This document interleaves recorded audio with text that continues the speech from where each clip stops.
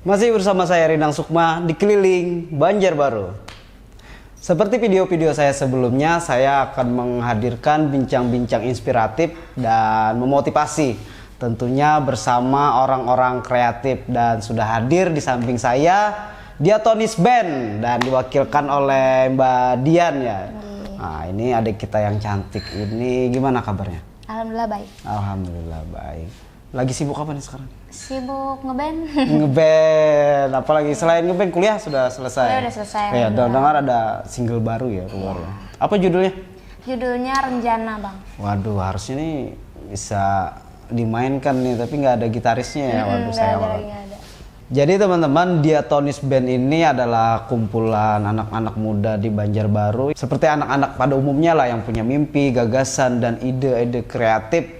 Namun bedanya mereka bisa mengemas, mengasah, dan take action. Nah, ini yang paling penting nih. Mereka mulai take action dan muncullah single terbaru dengan judul lagu Renjana. Iya. Nah, ceritain dong, Renjana itu, tapi penciptanya siapa? Saya sendiri. Penciptanya Mbak Dian sendiri kebetulan ya. Itu cerita tentang apa sih Renjana itu? Ceritanya itu tentang kerinduan seseorang akan rumahnya dan suasana yang ada di dalamnya. Oke. Orang-orang yang ada di dalamnya yang sudah nggak sama kayak dulu gitu. Oh, jadi ini tentang broken home ya, enggak ya? Enggak juga sih. Enggak bisa juga juga sih. diasumsikan Bisa broken juga home, kesana bisa juga ya. enggak. Bisa juga tentang orang merantau Bisa. gitu ya. Oh, itu inspirasinya dari mana tuh? Inspirasinya datang kayak gitu aja sih, Bang. Oh, datang kayak gitu Kayak aja. gitu aja. Mungkin ada cerita teman atau memang pengalaman pribadi nih. Bisa jadi sih pengalaman pribadi sih. Pengalaman, tapi kan asli Banjarbaru kan? Banjarbaru. Oke. Jadi sejarah lagunya itu sendiri gimana tuh? Kalau lagunya ini sendiri dulu bukan lagu, Bukan puisi, lagu. Bang. Oh, puisi. Iya, jadi puisi yang saya bikin buat sebuah lomba dan itu dalam waktu kayak 2 jam aja bikinnya. Kemudian alhamdulillah juara. Oh, juara. Puisinya, Itu lomba puisi di mana tuh? di kampus. Di kampus, tingkat kampus atau khusus di Tingkat kampus Pekan Seni Teknik untuk Pekan Seni Mahasiswa Nasional. dan juara Alhamdulillah satu. juara. Nah, terus. Terus dibikin jadi musikalisasi puisi. Oke. Ditampilkan di acara-acara kampus atau acara kampus lain. Baru dirapikan lagi jadi lagu. Dirapikan lagi. Tapi yang merapikan siapa tuh? Teman-teman Diatonis. Teman-teman Diatonis. Nah, ngomong-ngomong soal Diatonis tadi. Iya. Sejarah Diatonis itu gimana sih? Kan sering ya, banyak manggung nih, aku sering lihat-lihat nanti di mall, nanti di Janji Jiwa, dan di kafe-kafe lah. Itu sejarah Diatonis tuh orangnya kadang-kadang ganti-ganti juga Iya, nih. ganti-ganti. Yang personil aslinya siapa sih? Personel aslinya tuh yang pertama ada Kak Trisna. Trisna, oke. Kak Trisna sendiri yang bisa jadi foundernya lah, dibilang founder. Founder, leader. Iya, leadernya. Oke. Soalnya beliau yang mengumpulkan kita jadi Sebuah terbentuk band. dalam sebuah band. Oke. Terus siapa lagi tuh? Ada Itu Dani. Trisna tadi sebagai apa tuh? Sebagai drum. Drum. Terus Ada Dani di gitar. Dani gitar, oke. Saya sendiri di vokal. Basisnya ada Bang Dinda. Siapa? Bang Dinda. Oh, Dinda. Oh, yang itu ya? Iya. Oh iya, ya. Keren. Kenal tuh, Bro Dinda, harusnya dia ada di sini juga. Kita kemarin malam ketemu.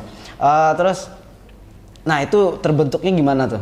Pas dikumpulin? Terbentuknya awalnya dari reguleran. Reguleran kayak di rumah makan gitu sama Dani sama Kak Trisna. Di rumah makan mana? Dapur Bunda. Oh, Dapur Bunda. Oh, yang dekat Palau itu ya? Iya. Boleh masuk. Dapur Bunda, masuk. Dapur Bunda. Masuk. Awalnya dari situ main sama Dani pertama kali. Kalau sama Kak Trisna sudah sebelumnya Sebelumnya sering sudah, main, tapi itu diajak. sudah terbentuk Diatonis Band. Masih jadi anak cabutan sih. Oh, anak cabutan. Jadi anak cabutan. Ikut ke itunya Kak Trisna gitu kan. Terus main sama Dani. Terus ketemu Kak Dinda juga, Bang Dinda di event main, sering main juga. Jadi Jadi band itu, jadi mulai muncul nama Diatonis Band itu sejak tahun berapa tuh? Sejak 2017 kayaknya. 2017, lumayan lama ya, sudah 5 tahun, jalan 6 tahunan sudah. Tapi fokusnya masih entertain. Masih entertain saat itu ya, mulai merilis. Bikin lagu. Mulai bikin lagu Sebenarnya kalau lagunya sendiri ini sudah dari 2018 kan. Oh, yang dibikin tadi yang rencana tadi. Kemudian baru rilis jadi 2023. 2000 baru sekali ya, masih hangat. Iya. Oke. Oh, jadi itu tadi sejarahnya ya, memang dari band cabutan biasanya ngisi-ngisi acara. Terus ketemu sama Trisna bikin sebuah band tadi ya. Dan beruntung sekali mendapatkan Dian mau gabung di Diatonis karena suaranya menurut saya unik. Luar biasa. Tapi banyak sih sebenarnya di Kalsel ini yang memiliki suara unik tapi mereka ya nggak mau take action biar terangkat gitu kan namanya. Nah, ini memotivasi kita semua nih. Nah, ini kan lagu Renjana ini baru rilis dan dikomersilkan kan. Nah, strategi yang ingin dijalankan apa aja nih untuk memviralkan lah ya, pasti dong pengen viral. Kalau kemarin itu masih lewat teman ke teman aja sih, dari mulut ke mulut gitu Bang ya. Banyak juga sih pertanyaan-pertanyaan teman-teman, kenapa kayak gini, kenapa kayak gitu lagunya gitu kan. Jadi keuntungannya jadi pembicaraan juga sih di kalangan sesama musisi dan lain-lain. Gitu. Jadi strateginya bikin lagu yang gimana biar jadi pembicaraan ya? Enggak dong. Enggak juga sih. Maksudnya mempromosikannya atau apa gitu. Ini kita lagi bikin video klip, nanti insya Allah rilis. Bulan berapa tuh? Kayaknya bulan Mei ini sih awal. Bulan Mei ya. Oh iya. Sama habis rilis video klip mau launching lagu kedua juga. Launching lagu kedua. Oke. Terus udah masuk Spotify, terus YouTube juga. Ada Bang.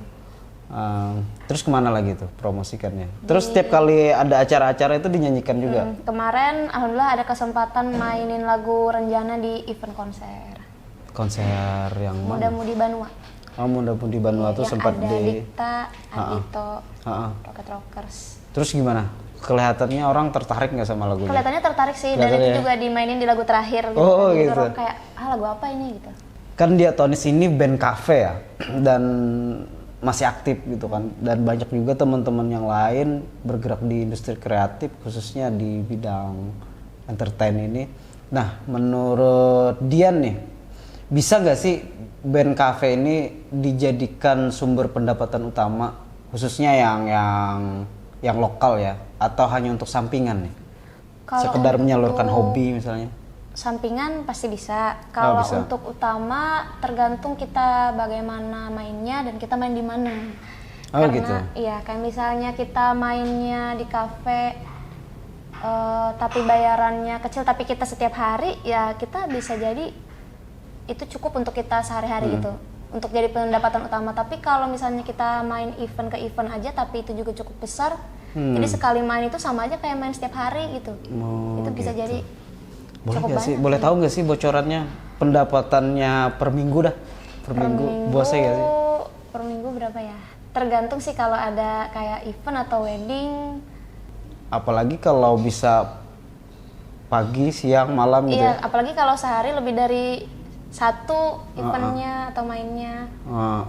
Jadi bisa dijadikan sumber pendapatan utama juga kan? Iya, bisa sih. Maksudnya, tapi bisa nggak sih ada goncangan atau apa kayak COVID kemarin kan, aduh gimana tuh? Iya, COVID kemarin kan kafe tutup semua Bang. Nah, otomatis yang pendapatan utamanya di musik itu kehilangan sumbernya gitu kan. Kecuali dia ambil tindakan tadi misalnya bikin konten di rumah, upload di YouTube, atau dia bikin live streaming gitu kan yang bisa open donasi, open rekening gitu ya. Itu bisa jadi salah satu buat nyiasatinnya sih. Itu bisa nggak sih ada keterlibatan pemerintah biar bisa mengayomi, kan ini sudah kita nggak bisa tutup mata kan, udah menjadi sumber pendapatan utama buat teman-teman yang bergerak di industri kreatif khususnya di entertain tadi. Nah, maksudku bisa nggak pemerintah itu harusnya membantu dalam hal mengembangkan ini tadi? Harapannya sih gitu sih Bang, supaya misalnya dengan cara apa? Supaya pemusik ini terjamin juga lah, nggak kayak mereka berjuang sendiri kan. Ibaratnya mereka harus cari dari kafe ke kafe. Mungkin kalau ada keterlibatan pemerintah, misalnya setiap ada event pemerintah memakai band yang lokal ada di sini gitu kan, band lokal. Dan juga kan band-band lokal ini ada ciri khasnya masing-masing gitu kan. Bisa aja gitu dilibatkan dalam kegiatan misalnya pemerintah. Sehingga mereka juga aktif untuk berkarya aktif betul. Untuk latihan Nah, terus tujuannya lebih gitu. bagus. Ya. Oh, jadi harapannya gitu ya. Harapannya sih jadi gitu. pemerintah mau bekerja sama gitu ya. Atau ada kegiatan sendiri untuk pelatihan atau apa gitu. Memberikan inilah ya, pemerintah mau memfasilitasi untuk anak-anak band ini tadi ya, biar khususnya misalnya ada acara besar nih kan, ada salah satu band dari Banjarbaru yang ikut terlibat gitu ya. Ya benar juga, itu bisa dijadikan apa ya, kayak perda atau apa gitu kan, harus melibatkan orang lokal kalau acara-acara nasional, misalnya acara provinsi. Pernah nggak dapat tawaran pekerjaan tapi kalian nggak cocok tapi tetap diambil, pernah nggak sih? Maksudnya yang job dalam hal musik atau? Iya, job dalam hal musik lah.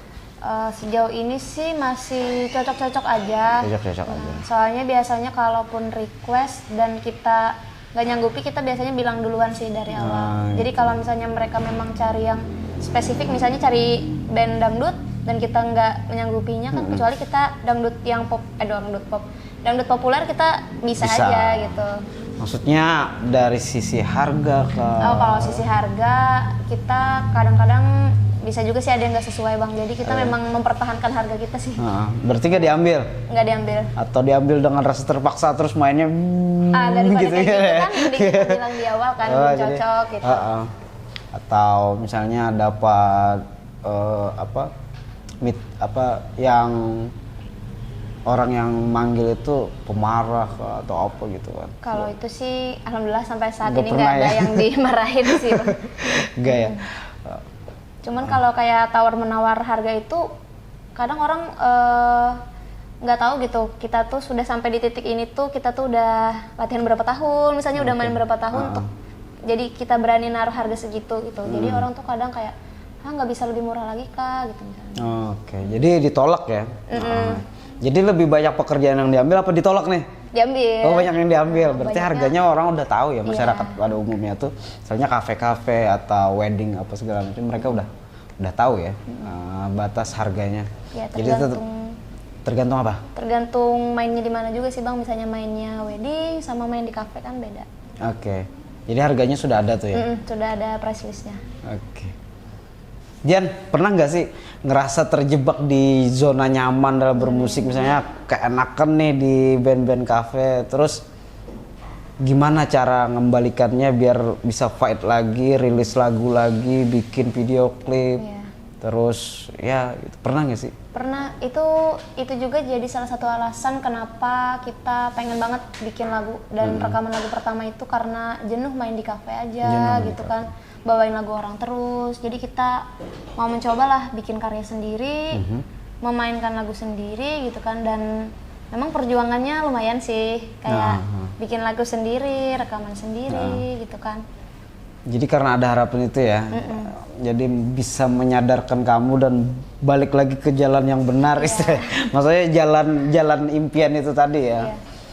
Selain itu ada motivasi lain, misalnya kayaknya aku harus jadi artis nih gitu. Iya, paling enggak tuh ada peninggalan loh bang. Oke. Untuk keluarga atau anak cucu kita nanti kalau ini nih punya karya kita gitu kan.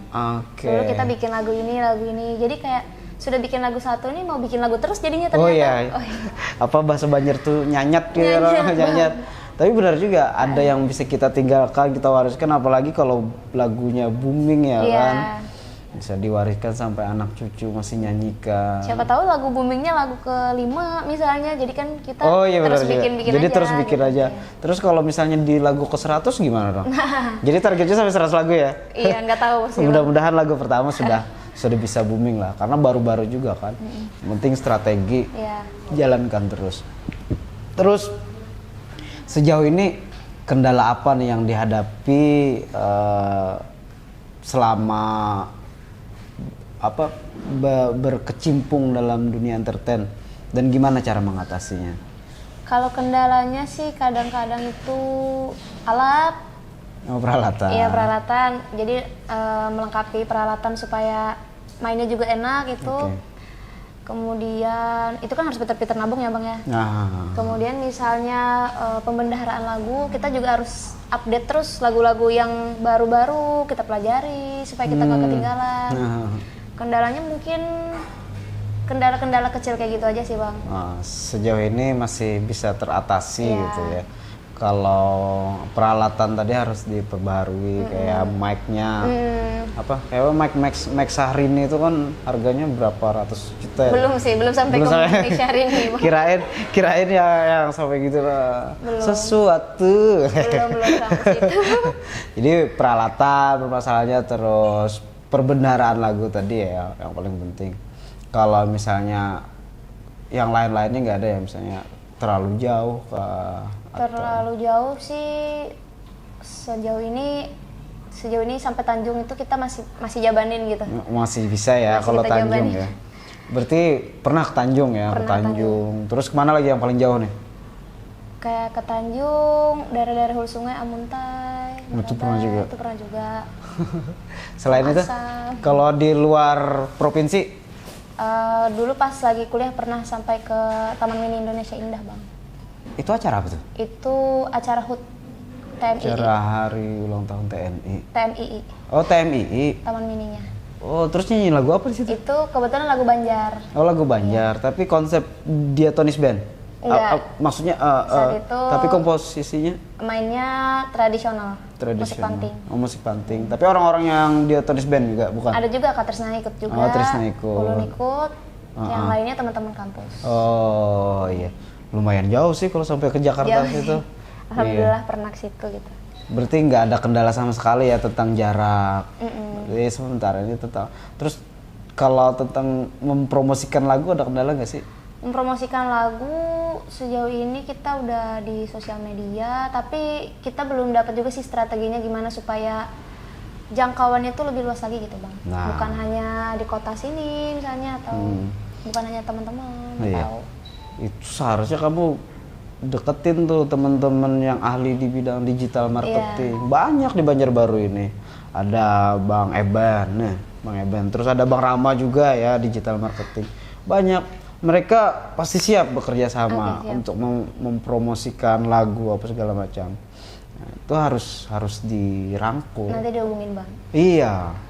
Karena digital marketing kan hari ini media promosi yang untuk lokal ya, media promosi yang paling bagus sih menurut saya ketimbang koran, radio. Benar.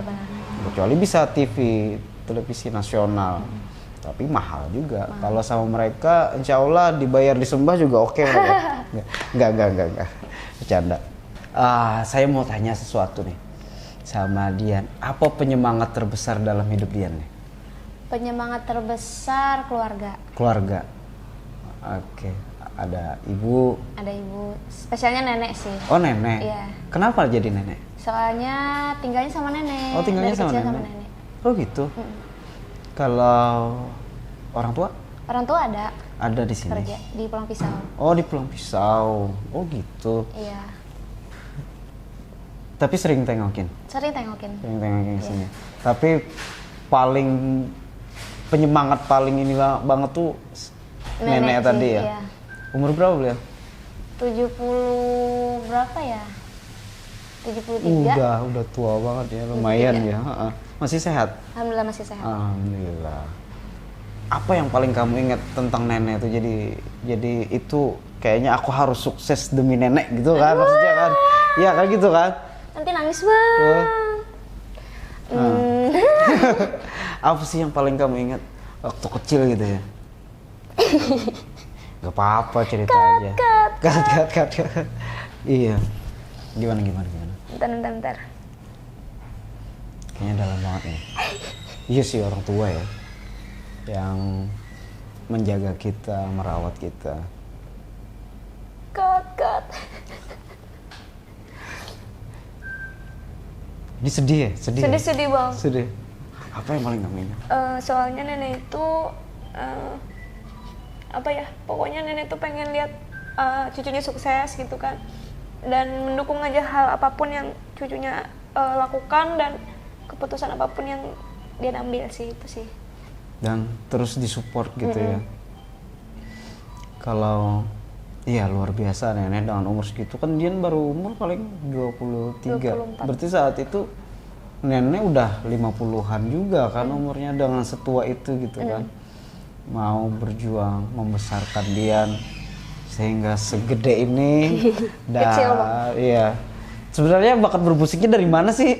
Atau dari nenek itu enggak ya? Nenek itu nggak bukan penyanyi tapi suka nyanyi. Suka nyanyi, Kalau Bunda sendiri juga suka nyanyi. Keluarga suka nyanyi semua sih. Oh, Cuman keluarga suka nyanyi. yang pernah main band itu Om. Om ya. Om pernah main band. Oh, jadi diracuni sama Om nih. Mulai nyanyi-nyanyi ya. Diracunin. Diracuni. Tapi Om tinggal sama nenek juga. Oh. Ada juga di Banjarbaru sini. Jadi tapi nenek itu yang selalu ada buat Dian ya. Iya. Tidur. Jadi curhat sama nenek. Tapi nenek sehat, maksudnya diajak ngobrol masih. Nenek masih sehat banget sih, masih nyambung. turun-turun ke sawah gitu bang. Oh gitu. Hiburannya main-main di sawah. Kalau curhat-curhat sama nenek juga. Curhat tentang apa nih? Macam-macam. Di Mamai Sidin lah kada. Di Mamai benar. Bermusik padahal di Mamai. Oh di Mamai padahal. Awalnya di Mamai. Habis itu lama-kelamaan karena itu hal yang positif juga gitu kan. Jadi dan prestasinya ada jelas gitu kan. Jadi disupport ya. Oke. Luar biasa ya. Nah itulah kalau kita berjuang demi orang tua kita bisa fokus kan. Tapi kalau demi karena dendam atau karena apa itu cuma sebentar aja semangatnya. Semangatnya cuma sebentar aja. Kalau kita berjuang demi misalnya pernah dihina orang atau apa. Tapi kalau demi membanggakan orang tua itu jangka panjang. Insya Allah. Dan mudah-mudahan dia sukses juga. Nenek masih bisa melihat kesuksesan Dian gitu kan. Amin. Terus terakhir nih, makna sukses menurut Dian seperti apa? Makna sukses itu bermanfaat bagi orang lain. Bermanfaat bagi orang lain. Misalnya? Misalnya ketika kita ditempatkan dimanapun itu kita berguna gitu sih. Oke. Jadi kalau harus ada sisi empatinya dengan orang lain gitu ya. Maksudnya takutnya tuh dimanfaatkan. Menurut kamu lebih bagus dimanfaatkan atau bermanfaat sih? Bagus bermanfaat sih bang. Supaya. Tapi kalau dimanfaatkan orang gimana? Kalau dimanfaatkan kan artinya kita nggak timbal balik gitu ya. Oke.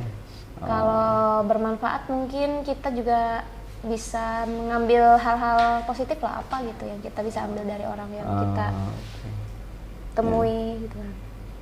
Ada lagi? Itu suksesnya misalnya dari sisi spiritual atau material atau apapun. Bisa juga sih itu. Kayak misalnya kita belanja kita nggak perlu lihat harga lagi. Itu bisa juga sih ya? Dikatakan sukses ya. Financially stable gitu. Oke, itu tadi bincang-bincang kita bersama Diatonis Band, Mbak Dian, dan mudah-mudahan Diatonis Band bisa lagunya khususnya bisa viral ya kan, bisa meledak seperti lagu Rahim loh deh. Amin. Harapannya bisa lebih lagi ya kan. Oke teman-teman jangan lupa like, subscribe dan komen YouTube-nya Diatonis Band, Wahinian sama Keliling Banjarbaru. Assalamualaikum warahmatullahi wabarakatuh.